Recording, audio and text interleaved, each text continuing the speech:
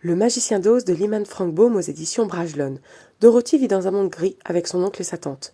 Bon, elle est quand même heureuse. Un jour, une tempête éclate et emporte la maison où se trouvent Dorothy et Toto, son petit chien. Là, c'est fini le Kansas. Et bonjour à un nouveau monde où elle atterrit, bim, en plein sur une méchante sorcière. La sorcière, elle est morte, ne dépasse de la maison que les jambes et les chaussures. Le corps va disparaître petit à petit, ne restera que les chaussures. Je le précise parce que Dorothy, elle va prendre les chaussures et ce serait hyper glauque qu'elle les prenne sur un cadavre. Mais comme ses pompes à elle, elles sont un peu pourries, elles sont vieilles, bref, elle prend les nouvelles chaussures. Bon, ce que veut Dorothy, elle, c'est rentrer chez elle. On lui explique qu'il vaut mieux demander au magicien d'Oz parce qu'il est très très fort, mais la route, elle est longue pour le rejoindre. Et cette longue route va lui permettre de vivre des aventures et de faire des rencontres amicales. C'est aussi pour ça qu'elle a pris les chaussures, parce qu'elle devait marcher beaucoup. C'était un livre très sympathique, ma foi. Je l'ai trouvé gentil comme tout, quoique avec de vilains personnages.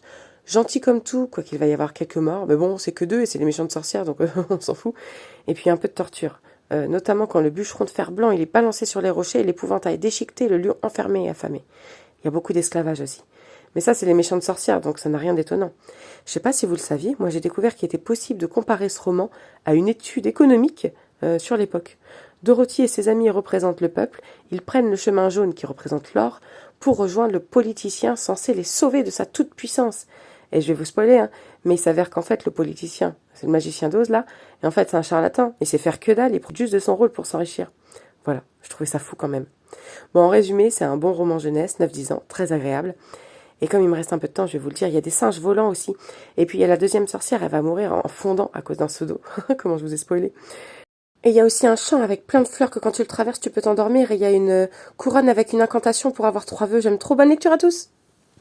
J'ai oublié de vous dire, jamais de la vie, le magicien d'Oz, il donne des diplômes à la fin. Ça, c'est dans le film. En vrai, il met des aiguilles dans la tête de l'épouvantail pour lui faire croire qu'il a un cerveau. Il fait boire une fausse potion de courage au lion.